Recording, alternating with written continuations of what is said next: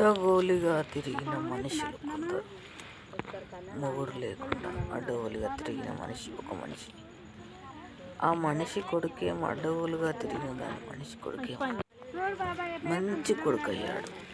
ఒకే భర్త కాపురం చేసి పిల్లల్ని కానీ కష్టపడి భర్తతో తన్నులు తింటూ కాపురాన్ని లదీస్తూ పిల్లల్ని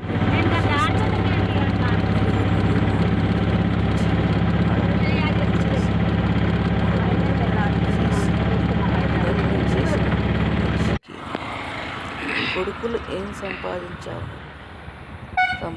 ఎక్కడ చేస్తున్నావు? తాగని తినని మనిషి కొడుకులు లెక్కలు అడుగుతున్నారు. ఈ భర్తలే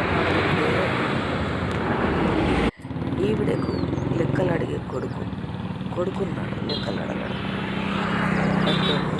తాగడం, మతగోలు ఎక్కడ పడితే అక్కడ పడుకోవడం. ఇలాంటి ఆడవాళ్ళు కొడుకులు ఏమి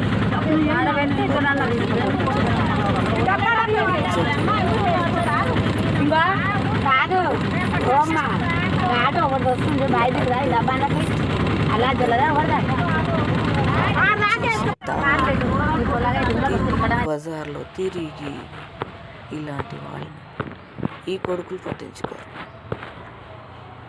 ఇది సమాజం. ఇలాంటి వాళ్ళు కూడా ఉన్నారు సమాజంలో.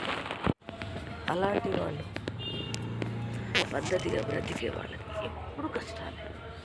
చిన్నప్పటి నుండి భర్త పద్ధతి చూపిస్తాడు, ముసలితనంలో కొడుకులు చూపిస్తున్నారు. కానీ వీళ్ళకి ఈ మొగుడు లేకుండా తిరిగి బతికారే కొంతమంది ఆడవాళ్ళు, వాళ్ళకి మాత్రం కొడుకు భయము లేకుండా పోతుంది. మొగుడి భయము, మొగుడితో కాపురం చేస్తే ఇలాంటివన్నీ అదే అనుకుంటుంది శైల కూడా మన ఇద్దరం మాట్లాడుకుంటుంటే అదే అనుకుంటుంది అని ఇక నువ్వు కనిపెడుతుంది కదా. మొగుడితో కాపురం చేసి పిల్లల్ని కానీ కష్ట సుఖాల్లో సగభాగం పిల్లల పెళ్ళిళ్ళు చేసి సుఖపడేవారు. మొగుడు పోయి ఒంటరితనాన్ని గడుపుతూ కొడుకులతో మాటలు పడుతూ ఆ వృద్ధాప్యాన్ని గడుపుతూ ఏడుస్తూ మాట్లాడుతూ వీడు ఇలా తిట్టాడు, వాడు అలా తిట్టాడు, ఇవన్నీ దిగమింగుతూ కష్టాలు పడుతూ ఇంట్లో అది వచ్చేటప్పుడు కూడా నాకు ఆ పండుగ కనబడుతుంది. ఇంటికి వేసుకొని పోయినట్టు దీనికి ఇచ్చిందో లేదు చెప్పండి. మళ్ళీ తిరుగున ఓ నాడు ఇంకా ఆటో సంవత్సరం అవుతుంది, ఇంకా ఆటోలో పోయేది లాస్ట్ వరకు వరకు ఏం లేదు. నిన్న ఆడ రాగలే